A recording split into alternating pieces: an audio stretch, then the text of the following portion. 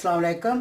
आज मैं आपको आटा गूंदने का तरीका बताने लगी हूँ कि आटा किस तरह गूंदा जाता है। पहले मैंने इसको छाननी में साफ़ कर लिया था। अब मैं इसमें पानी डालने लगी हूँ। पानी डालकर इसकी आटे की बलोई बनाने लगी हूँ।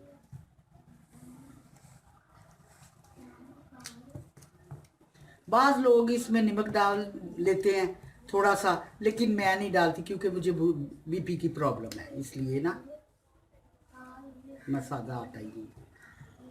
लेकिन रोटी पकाने में कोई मसला नहीं। ये देखिए, मैं अब इसमें ना थोड़ा थोड़ा पानी डालती हूँ कि आटा पतला भी ना हो। जो अब थोड़ा सा और पानी मज़ीद डालूँगी। थोड़ा सा पानी और मज़ीद डाल लिया मैंने। अब मैं इसको, ये देखिए, इस तरह करके ना, तो ये मैं लूँगी।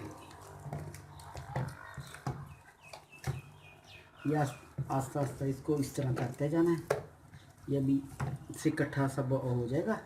ये देखिए, ये देखिए।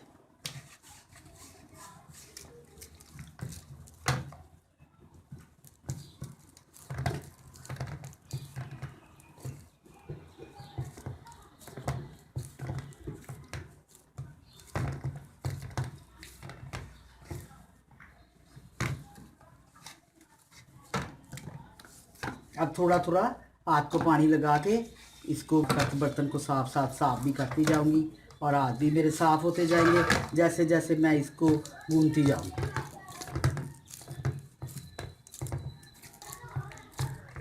इस तरह मैं इसको 5 मिनट तक गूंथती रहूँगी। देखिए, इसमें लेस पैदा हो रही है। ये देखिए,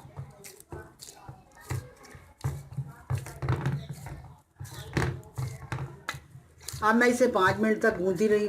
ये देखो, बिल्कुल आटा तैयार हो गया ना। ये कितना मुलायम और नरम आटा हो गया, ये देख लें।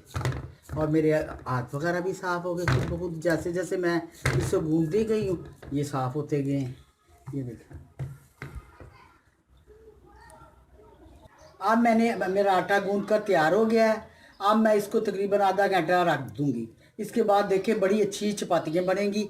इसको मैं ऊपर से ना गीला कपड़ा निचोड़ कर लगा दूंगी। ये अब आप देख सकते हैं कि आटा कितना सॉफ्ट और अच्छे से गूंद गया है। अब इंशाल्लाह नेक्स्ट हम आपको इस आटे से रोटी बनाना भी सिखाएंगे। उम्मीद करते हैं कि आपने आटा गूंदना सीख लिया होगा। हमारा चैनल सब्सक्राइब करना मत भूलें। Thank you. अल्लाह हाफिज़।